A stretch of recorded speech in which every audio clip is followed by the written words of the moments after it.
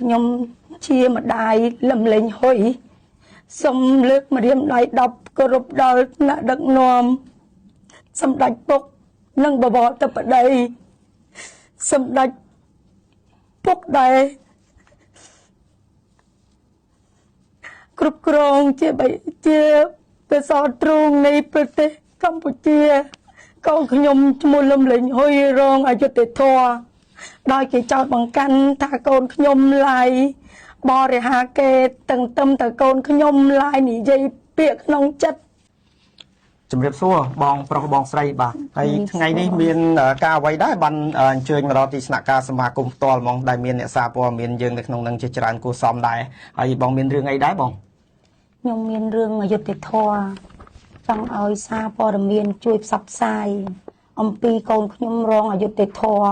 ដែលគេបានចោទបង្កាន់ទៅលើកូនខ្ញុំថាផ្សាយឡាយពាក្យមិនសមរម្យជេរប្រមាថតែកូនខ្ញុំអត់បានឡាយជេរប្រមាថឈ្មោះអីគេបងចេះបងកូនបងស្រីឈ្មោះអីគេដែរកូនខ្ញុំឈ្មោះលឹមលេងហុយលឹមលេងហុយចាបាទចេះខ្ញុំចង់បញ្ជាក់ប្រាប់បងស្រីបន្តិចក្នុងនាមខ្ញុំជាអ្នកសារព័ត៌មានខ្ញុំមិនមែនជាតុលាការខ្ញុំមិនមែនជាសមត្ថកិច្ចអនុវត្តច្បាប់ឬមួយអ្នកច្បាប់អីទេហើយក៏ខ្ញុំគ្មានអធិបញ្ជាណាមួយទៅដល់អង្គអ្នកច្បាប់ទាំងឡាយហ្នឹងឲ្យជួយរយុទ្ធធម៌បងស្រីដែរតែខ្ញុំជាកញ្ចក់ឆ្លុះបញ្ចាំងមួយនឹងពំនាំពាក្យពេចន៍ពាក្យសម្ដីការអំពាវនាវនិងសំណុំពររបស់បងស្រីបងប្រុសដែលរងនៅភាពអយុត្តិធម៌ហ្នឹងជូនទៅដល់ថ្នាក់ដឹកនាំប្រមុខដឹកនាំក្រសួងស្ថាប័នមន្ទីរពាក់ព័ន្ធដើម្បីឲ្យជួយបើកការស៊ើបអង្កេតឡើងវិញតាមរយៈសារព័ត៌មានទេអញ្ចឹងខ្ញុំអត់មានអ្វីលើសពីហ្នឹងទេណាបងស្រីបងប្រុសណាបាទអញ្ចឹងបងស្រីមានអ្វីចង់បន្តបងស្រីមានអ្វីចង់សំណុំពរមានអ្វីចង់និយាយបងស្រីអាចនិយាយនៅក្នុងសារព័ត៌មាននេះបានដើម្បីស្នើសុំទៅចោះបាទណាអញ្ចឹងបងស្រីអញ្ជើញនាងខ្ញុំជាម្ដាយលំលេងហុយសូមលើកម្រាមដៃ10គោរពដល់អ្នកដឹកនាំសម្ដេចពុកនិងបវរធិបតីសម្ដេចពុកដែរគ្រប់គ្រងជាកសោទ្រូងនៃប្រទេសកម្ពុជាកូនខ្ញុំឈ្មោះលំលេងហុយរងអយុត្តិធម៌ដោយគេចោទបង្កាន់ថាកូនខ្ញុំឡាយ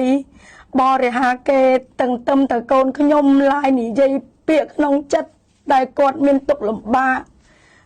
ជាមួយអ្នកធ្វើការពីមុនមកអញ្ចឹងគាត់ឡាយនិយាយរឿងក្នុងចិត្តពីកន្លែងគាត់ធ្វើការមានទុក្ខលំបាកអត់មានឡាយប៉ះពាល់ទៅដល់ជាតិសាសន៍ណាបុគ្គលណាឈ្មោះមួយណាទេអញ្ចឹងខ្ញុំសូមលើកម្រាមដៃ10គោរពដល់លោកពុកសម្ដេចពុកនិងអាយដាមបវរធិបតីនិងជំទាវម៉ែហ៊ុនស៊ីណាតសូមឲ្យជំទាវម៉ែជួយដោះស្រាយបំភ្លឺឲ្យកូនខ្ញុំលំលេងហុយបានចាញ់មកដើម្បីរកលុយជួយដោះស្រាយជីវភាពម្ដាយដែលចំពាក់គេ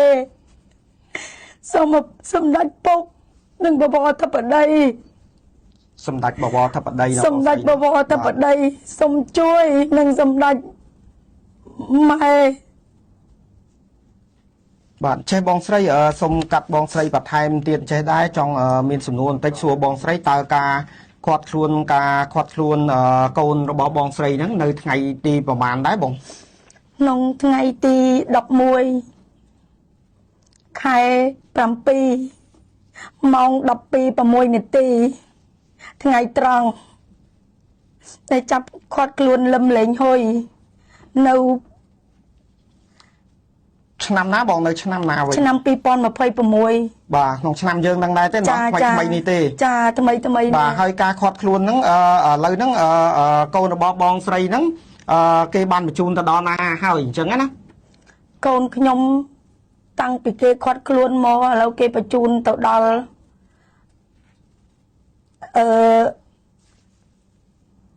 សម្រួលអារម្មណ៍បងសម្រួលអារម្មណ៍ឲ្យបងនិយាយទៅដើម្បីឲ្យថ្នាក់ដឹកនាំគាត់ជួយត្រួតពិនិត្យនិងអន្តរាគមន៍ចឹងបងនិយាយមកតើការខាត់ខ្លួនឥឡូវនេះទៅដល់គុកព្រៃសរតើកូនខ្ញុំខុសអីបានជាចាប់កូនខ្ញុំទៅដាក់គុកដាក់ចង្វាក់ដែលកូនខ្ញុំអត់ខុសតែកូនខ្ញុំឡាយនិយាយតែរឿងទាល់ខ្លួនរបស់គាត់តើហេតុអីបានជាចាប់គាត់ដាក់គុកដាក់ចង្វាក់ កូនខ្ញុំរងភាពអយុត្តិធម៌អញ្ចឹងសូមលើកម្រាមដៃ10អត់មានអីទេមានតែសម្ដេចពុកនិងសម្ដេចបវរអធិបតីនិងជំទាវម៉ែហ៊ុនស៊ីណាតសូមឲ្យជួយឲ្យកូនចៅបានរួចខ្លួនតែកូនចៅអត់មានកំហុសអីសោះតែគេចាប់កូនយកកូនចៅយកទៅដាក់គុកដាក់ច្បាប់នេះជាមួយលំលែងហ៊ុយនេះរយៈពេល5ថ្ងៃហើយដែលខ្ញុំអត់បានជួបកូន មើលមានរូបទេបាទ មានបងមាន បាទនេះជារូបកូនណាហ្នឹងហើយ ចានេះជារូបកូនខ្ញុំ បាទអញ្ចឹងចេះបងស្រីឥឡូវបន្ទាប់ពីការខាត់ខ្លួននិងបញ្ជូនកូនបងស្រីទៅពន្ធនាគារព្រៃសរចាប់យើងរាប់ចាប់ពីថ្ងៃដែលខាត់ខ្លួននឹងមករហូតមកដល់ថ្ងៃទី15ហ្នឹងខែកក្កដា2026ហ្នឹងតើបងស្រីបងប្រុសមានបានជួបកូនផ្ទាល់មាត់ឬមួយបានទៅជែកអីគ្នាជាមួយកូននៅបង អត់ទេខ្ញុំអត់មានទាន់បានជួបកូនអត់ទាន់បានឃើញអត់បានទាន់ជួបសម្ដីកូនទេបានខ្ញុំរកសារព័ត៌មានឲ្យជួយផ្សព្វផ្សាយដើម្បីឲ្យដល់ថ្នាក់ដឹកនាំកម្ពុជាដូចជាសម្ដេចពុកសម្ដេចបវរធិបតីនិងសម្ដេចម៉ែហ៊ុនស៊ីណាតសូមជួយកូនផង បាទហើយចេះក្រៅអញ្ចឹងបានន័យថាបងស្រីទាន់បានជួបមុខកូនរបស់បងស្រីបងប្រុសទេ ចា តែបងបានទទួលដំណឹងហ្នឹងមកពីខាងណាវិញដែលដឹងថាគេបានខាត់ខ្លួនកូនរបស់បងប្រុសបងស្រី ទទួលដំណឹងពីកូនជីកូនធរដែលគាត់រស់នៅជាមួយគាត់បានប្រាប់ថាគេយកកូនយកទៅគេចាប់កូនម៉ែហើយឥឡូវគេយកទៅដាក់នៅក្នុងគុកព្រៃសរចឹងម៉ែមកខ្ញុំក៏ទៅដល់ក៏គេអត់ឲ្យជួបហើយឮពាក្យដែលកូនប្រុសធរនឹងបាននិយាយថាកូនប្រុសសុំលើកដៃចាពះថាខ្ញុំអត់ស្រួលខ្ញុំឈឺខ្ញុំចង់ជួបបងសុំថ្នាំលេបតែប៉ុន្តែថ្នាក់ដឹកនាំមិនឲ្យជួបហើយថ្នាំមកគ្រាប់ក៏មិនឲ្យកូនខ្ញុំលេបដែរដែលកូនខ្ញុំក្មេងដែរមិនដឹងអី បាទអញ្ចឹងបងប្អូនប្រិមិត្តទស្សនិកជនប្រកាសជាបានដឹងហើយបាទរឿងរ៉ាវរបស់បងប្រុសលឹមម៉ៅនិងប្រពន្ធឈ្មោះពៅដាវីបាទដែលជាឪពុករបស់លឹមលេងហ៊ុយបាទអញ្ចឹងគាត់ឃើញថាគាត់បានដឹងដំណឹងនេះពីកូនធររបស់គាត់អញ្ចឹងតាំងពីថ្ងៃខាត់ខ្លួនមកដល់ថ្ងៃទី15ខែកក្កដា2026នេះបងប្រុសបងស្រីអត់ទាន់បានជួបជាមួយនឹងកូនទេតែការពំនាំពាក្យពេចន៍ពាក្យសម្ដីយកមកផ្ដាំប្រាប់បងប្រុសបងស្រីគឺតាមរយៈកូនធរដែលបានយកបាយយកទឹកនិងទៅសួរសុខទុក្ខគាត់នៅឯកន្លែងឃុំខ្លួនបាទអញ្ចឹងហើយតាមប្រសាសន៍របស់បងប្រុសបងស្រីគាត់ទទូចពុកម៉ែបងប្អូនណាគាត់ទទូចស្នើសុំដល់សម្ដេចអគ្គមហាសេនាបតីតេជោហ៊ុនសែនគឺសម្ដេចពុកយើងនឹងដែលជាបិតាសន្តិភាពបាទនិងសម្ដេចមហាបវរធិបតីហ៊ុនម៉ាណែតនាយករដ្ឋមន្ត្រីនៃប្រជាណាចក្រកម្ពុជានិងលោកជំទាវម៉ែចិត្តធរហ៊ុនស៊ីណាតពិសេសនោះគឺឯកឧត្តមឧបនាយករដ្ឋមន្ត្រីក្រសួងយុទ្ធភ័ពគឺឯកឧត្តមកើតរិទ្ធដើម្បីស្នើសុំឲ្យគាត់ជួយអន្តរាគមន៍និងត្រួតពិនិត្យទៅលើករណីដែលបានខាត់ខ្លួនកូនរបស់គាត់ដោយកូនរបស់គាត់បាន live នៅវីដេអូនិយាយអំពីរឿងក្នុងចិត្តដែលมันបានប៉ះពាល់ទៅដល់ឈ្មោះបុគ្គលឬមួយប៉ះពាល់ដល់ជាតិសាសន៍អញ្ចឹងណាបងណាបាទมันបានប៉ះពាល់ដល់ជាតិសាសន៍ឬមួយប៉ះពាល់ដល់ប្រទេសជាតិទេបានប៉ះពាល់ដល់ប្រទេសជាតិទេតែហេតុដូចម្ដេចបងស្រីគាត់បានលើកឡើងណានេះជាពាក្យសម្ដីរបស់បងប្រុសបងស្រីមិនមែនជាការបញ្ចូលគំនិតឬមួយបញ្ចូលនៅខ្លឹមសាររបស់ខ្ញុំទេគឺរឿងគ្រាន់តែឡាយមិនទាន់និយាយមិនចំឈ្មោះបុគ្គលផងឡាយនិយាយមិនប៉ះពាល់ដល់ប្រទេសជាតិសាសន៍ពូជសាសនាផងបែរជាយកកូនគាត់ទៅដាក់គុកដាក់ពន្ធនាគារដោយម្ដាយឪពុកអត់បានទទួលដំណឹងនោះទេអញ្ចឹងបងប្រុសបងស្រីបាទឥឡូវនេះគាត់កើតទុកមិនសុខចិត្តគាត់ក៏បានមកដល់ទីស្នាក់ការសមាគមសារព័ត៌មានខ្ញុំបាទតែទីស្នាក់ការនោះគឺចំណុះទៅដោយអង្គភាពសារព័ត៌មានជាច្រើននៅក្នុងសមាគមបាទហើយថ្ងៃនេះខ្ញុំទទួលការផ្សព្វផ្សាយពីគាត់ក្នុងនាមខ្ញុំជា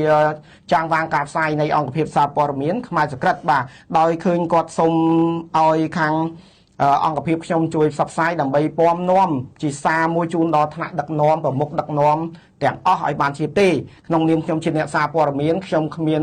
អធិបញ្ជាមិនមែនជាតុលាការមិនមែនជាអ្នកច្បាប់ឬមួយក៏អ្នកកាត់ក្តីកាត់សេចក្តីឲ្យអ្នកណាចាញ់អ្នកណាឈ្នះនោះគឺអត់មានទេបានត្រឹមតែពំនាំប្រសាសន៍និងផ្សព្វផ្សាយតាមប្រភពដើមនិងពាក្យសម្ដីរបស់គាត់ដើមដើម្បីជូនដល់ថ្នាក់ដឹកនាំនោះទេ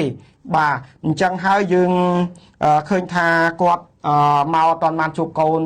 របស់គាត់ទេពុកម៉ែបងប្អូនទាំងអស់គ្នាហើយថ្នាក់ដឹកនាំហើយគាត់នៅតែទទូចស្នើសុំឲ្យថ្នាក់ដឹកនាំគ្រប់ជាន់ថ្នាក់ជួយត្រួតពិនិត្យនិងមេត្តាបើកការស៊ើបអង្កេតនៅលើករណីនេះឡើងវិញឲ្យកូនរបស់បងស្រីបងប្រុសរួចផុតពីបទចោទឬមួយក៏មានសេរីភាពឡើងវិញដើម្បីចិញ្ចឹមគ្រួសារដើម្បីដោះស្រាយជីវភាពម៉ែឪចាពាក់គេច្រើនកូនបានកូនមួយហ្នឹងហើយរកជួយដោះដល់ឥឡូវអត់កូនខ្ញុំបានអីគេខ្ញុំសូមលើកដៃដល់ម្ដងហើយម្ដងទៀតគោរពដល់សម្ដេចពុកសម្ដេចតេជោនិងសម្ដេចបបរតបតីបងចុះបងមានបានទទួលឯកសារអីផ្សេងពាក់ព័ន្ធពីតុលាការដែលបានឃុំឃាំងដូចជាឧទាហរណ៍ដូចបងមានបានទទួលដីកាឲ្យឃុំខ្លួនឬមួយក៏ដីកាណាមួយពីតំណាងអัยការឬមួយក៏ពីព្រះអាជ្ញាឬមួយក៏បច្ច័យក្រមណាទេដែលតាំងពីថ្ងៃបងបាត់កូននឹងមកដល់ហ្នឹងអត់ទេខ្ញុំមិនដែលបានទទួលអីទាំងអស់អត់មានទាំងអស់បាទហើយបងមានបានដឹងដំណឹងអីផ្សេងឯងមូលហេតុការខាត់ខ្លួនកូនបងហ្នឹងតើគ្រាន់តែការនិយាយពីបញ្ហាផ្ទាល់ខ្លួនហើយការរឿងក្នុងចិត្តរបស់ខ្លួនដែលដូចបងស្រីបងប្រុសលើកឡើងហ្នឹងបែរទៅជាខាត់ខ្លួនហ្នឹងតើគាត់មានបានប្រព្រឹត្តអីផ្សេងក្រៅពីហ្នឹងឯងលោមានរឿងអីផ្សេងក្រៅពីក្នុងរឿងហ្នឹងហ៎បងអត់ទេកូនខ្ញុំល្អណាស់កូនខ្ញុំមិនដែលមានប្រព្រឹត្តអីដោយពាក្យខុសឆ្គងឬក៏សង្គមណាស្អប់ខ្ពើមអត់ដែលមានតែប្រឹងប្រែងជួយម្ដាយដែលម្ដាយកំពុងតែអត់ចម្ពាក់គេរាល់ថ្ងៃរដោះបំណុលមិនទាំងគ្រប់បានកូននឹងឯងជួយកូនតែអីស្លូតណាស់កូនខ្ញុំគាត់តែគ្នាឡាយអត់ចេះដើរលេងទេគាត់តែគ្នាឡាយនិយាយរឿងក្នុងចិត្តពីទុកលំបាកដែលគ្នាធ្លាប់លំបាកជួយម្ដាយរលុយដើម្បីដល់បំណុលហេតុអីបានជាខុសចាប់កូនខ្ញុំដាក់គុកដាក់ច្បាប់ដែលចេញពីផ្ទះហ្មងតែកូនខ្ញុំល្អណាស់បាទឥឡូវនេះអញ្ចឹងយើងមានតែរងចាំមើលបន្តទៀតក្រោយពីបងសូមឲ្យអ្នកសារព័ត៌មានជួយផ្សព្វផ្សាយឲ្យស្នើសុំដល់ថ្នាក់ដឹកនាំហើយយើងមានតែចាំមើលបន្តទៀតតើចំណាត់ការរបស់ថ្នាក់ដឹកនាំនឹងមានការអន្តរាគមន៍យ៉ាងម៉េចអីយ៉ាងម៉េចទៀតយើងនឹងរងចាំមើលទាំងអស់គ្នាណាបងណាបាទហើយក្នុងនាមខ្ញុំជាចាងវាងការផ្សាយនៃអង្គភាពសារព័ត៌មានខ្មែរសក្រិតនិងក្រុមការងារទាំងអស់ខ្ញុំនឹងរងចាំការឆ្លើយបំភ្លឺគ្រប់ក្រសួងស្ថាប័នមន្ទីរពាក់ព័ន្ធទាំងអស់នៅក្នុងរឿងដែលបងប្រុសលឹមម៉ៅនិងបងស្រីពៅដាវីដែលគាត់កើតទុកមិនសុខចិត្តគាត់ស្វែងរកយុត្តិធម៌និងសុំកិច្ចការស្នើសុំអន្តរាគមន៍ពីថ្នាក់ដឹកនាំទៅលើកូនប្រុសរបស់គាត់លឹមលេងហ៊ុយនេះបាទទាំងដែលគាត់បានមានប្រសាសន៍ទៅហើយចឹងបងប្អូនពុកម៉ែនិងថ្នាក់ដឹកនាំទាំងអស់អាចចូលមើលវីដេអូនេះបានហើយជាចុងក្រោយខ្ញុំក៏អត់មានអ្វីអត្ថាធិប្បាយឬមួយក៏សូមកិច្ចភាពគាត់បន្តទៀតដែរមានតែរងចាំមើលតើថ្នាក់ដឹកនាំនឹងមានចំណាត់ការយ៉ាងណាអញ្ចឹងណាបងប្រុសបងស្រីបាទអញ្ចឹងខ្ញុំសូមអនុញ្ញាតគ្រប់លាទាំងអស់គ្នាបាទសូមអរគុណ